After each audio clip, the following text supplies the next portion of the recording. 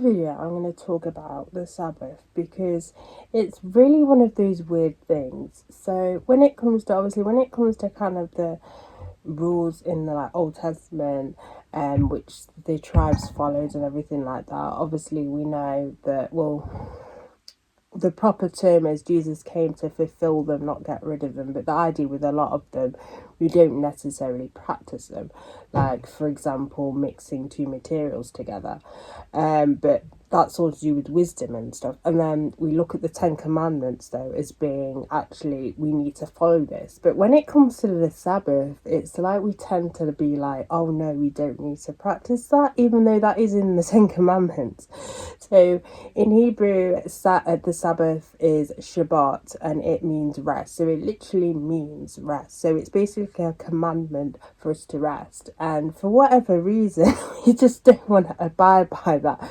So with a little bit of history, if you follow the Hebrew calendar, Shabbat is actually on a Friday, where with most Catholics, we kind of consider Sunday as being the Sabbath, not meaning that many people practice it or anything like that. But does that necessarily matter? I don't think so. The whole idea is, as long as that we find a day in our working day which we can rest upon, because sometimes some people work on Wednesdays, or sometimes your work schedule, you can't actually have a specific day off, but you will have rotas, so your days off will change. But what God commands us to rest, because if we look at society as it is now, is we are very overworked. And what happens when we are overworked is we a lot of health issues come across. We come across a lot of health issues, physically or mentally, or even both of them. So there is a reason why God literally tells us to rest. And even he rested during creation. In Genesis chapter 2 verse 3, God blessed the seventh day and separated it as holy, because on that day God rested from all his works which he had created, so that it itself could produce.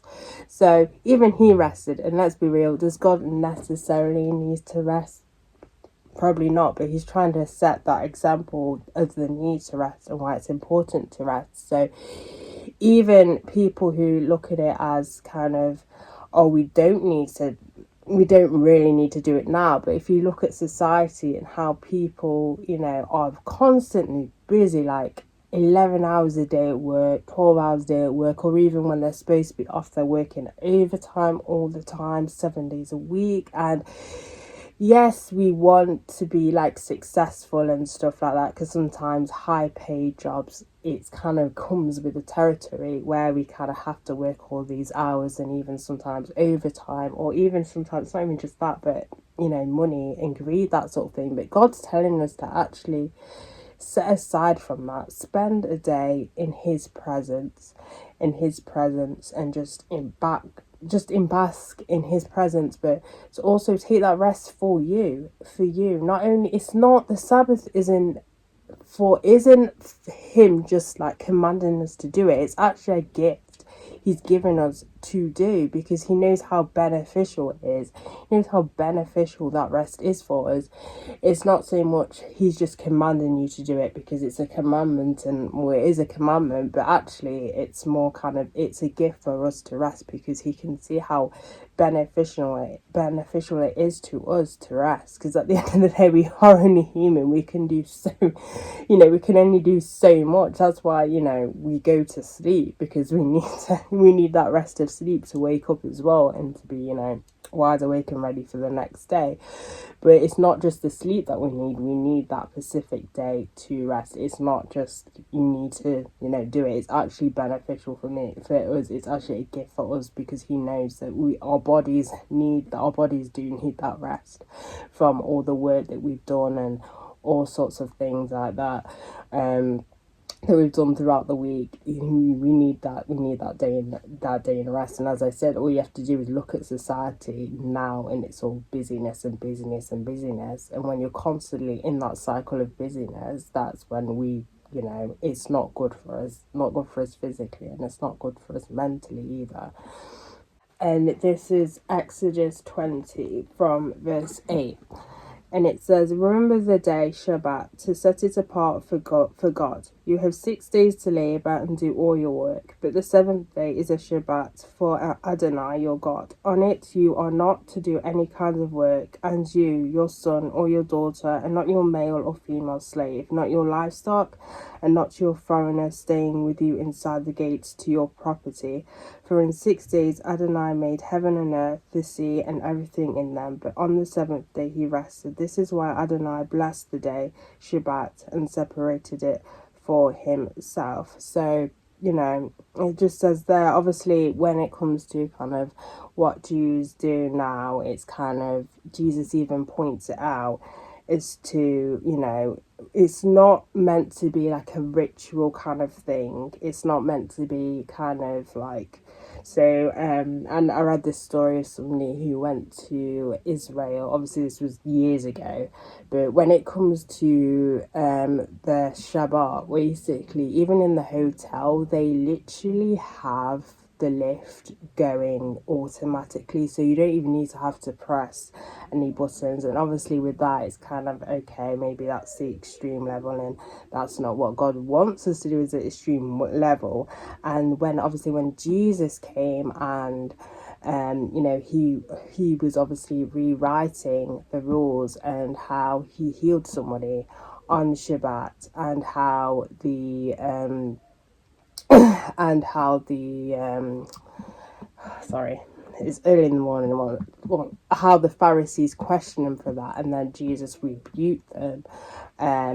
So it's kind of that situation where, it's not do nothing at all, but it's just not doing that hard labor. So this is from Luke chapter 14 from verse 1. And it says, one Shabbat, Yeshua went to eat in the home of one of the leading Persian, and they were watching him closely. In front of him was a man whose body was swollen with fluid. Yeshua spoke up and asked the Torah experts of Persian, does the Torah allow healing on Shabbat or not? But they said nothing. So taking hold of him, he healed him and sent him away. To them he said, which of you, if a son or an ox falls into a well, would hesitate to haul him out of Shabbat? And to those things you could give no answer. When Yeshua noticed how the guests were choosing for themselves the best seats of the table, he told them the parable. Anyway, and that's completely different. I don't know why I just read that last week. So anyway, so the idea is saying, he's basically saying there's nothing wrong with helping people. Obviously, these Pharisees were looking at anything, basically anything that Jesus was doing, they were ready to kind of throw him under the water anyway. But again, it's that sort of thing where God has nothing, like, there's nothing wrong with spending time, spending time with friends, spending time on family, helping other people.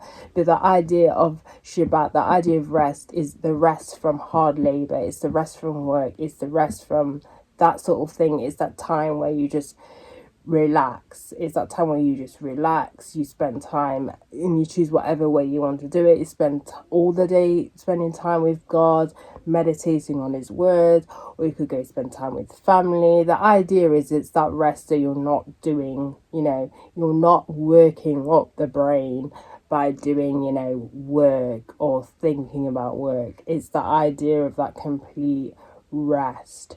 But yeah, so that's basically it. So the first thing is we should all be resting.